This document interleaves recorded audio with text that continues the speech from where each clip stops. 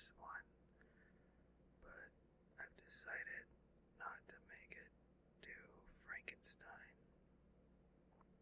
and to just make one long recording. And I have I have at least 40 minutes to record, so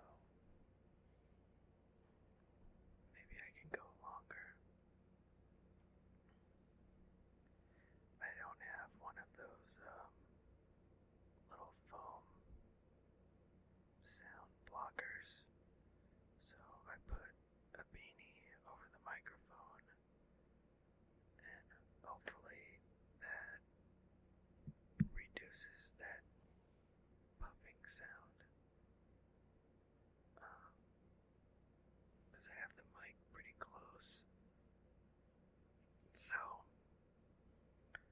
if you've never heard this before, this is a show or podcast or whatever. It makes me wonder if it's only a podcast if it's on iTunes. Probably mostly on iTunes.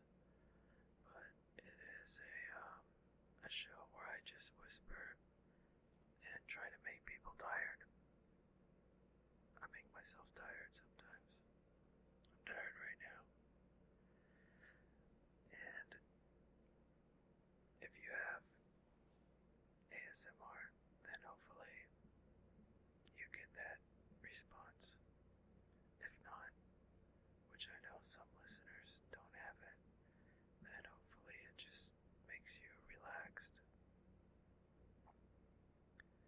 Recording this last episode has been quite an adventure. I did one recording that was a little truncated, but I thought I still had enough on there. And it turns out it was only like 10 or 15 minutes. And then I tried it again in a different location, and it was horrible with sound. It was just a loud day. So last Friday I went and I tried to record near a roadway, a highway, or freeway. I forget which one. There was cars on it, and I didn't think it was going to be too loud, but it was actually pretty loud. So that was the third attempt. And that brings me to right now. Attempt number 4. Because of my ways, I don't place blame on the environment or my lack of professionalism. This show gets delayed. It doesn't come out regularly. And the sound isn't always perfect. So, it is what it is. I'm not going to fixate on it, but this last one has been quite an adventure. So, enough of the background. First things first, I'll check the reviews, which I haven't looked at in a while.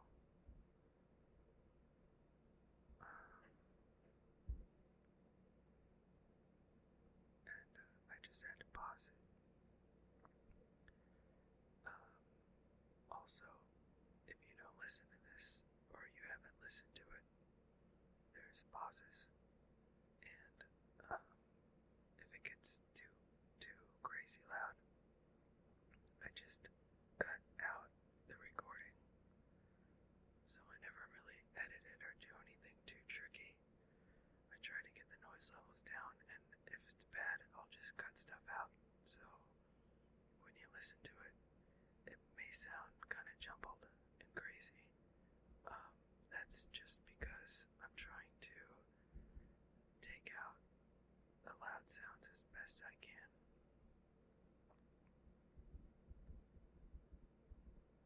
And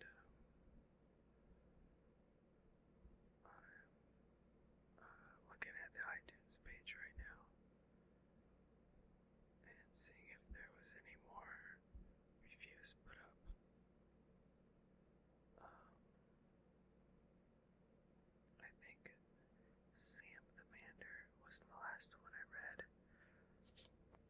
August 16th, Kevin1577 gave a 5-star review. Thank you. Awesome. I have been listening to this podcast for a week now and can say it works perfectly. I honestly am so glad. Oh, found. I think he meant I found. This is so relaxing, and I'm so used to it that it puts me to bed. Puts me to bed in time now. No. Oh my god.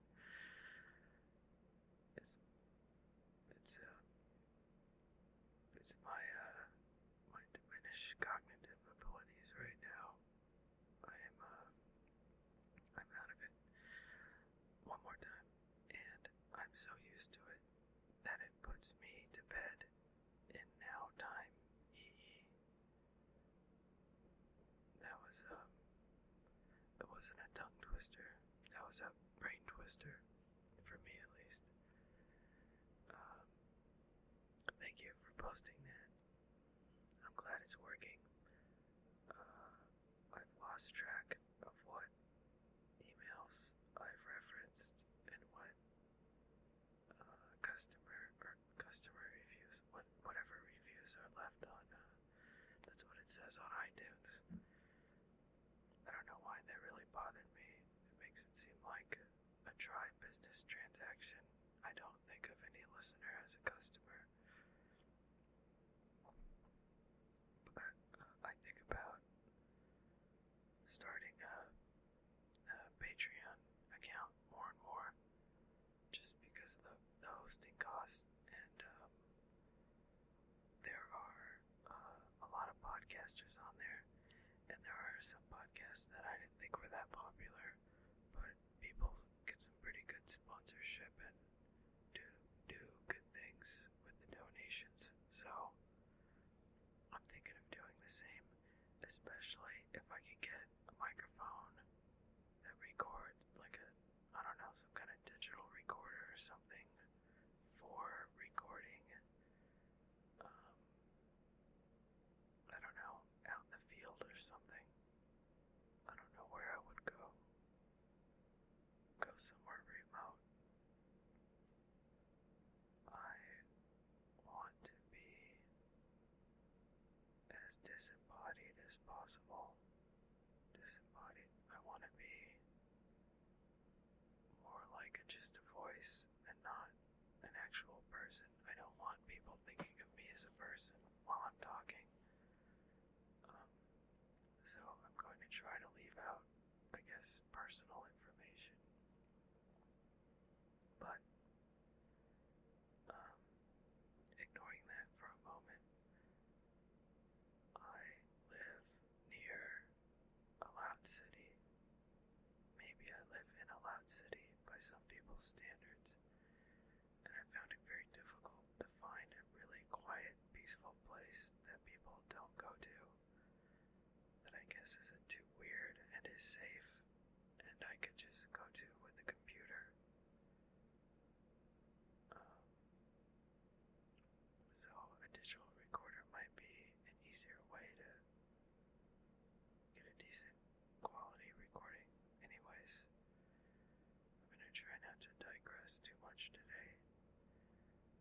So thank you for that review.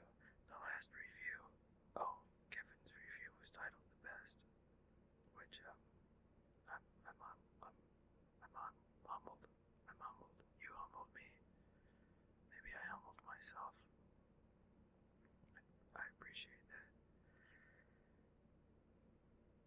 The next one is entitled Amazing!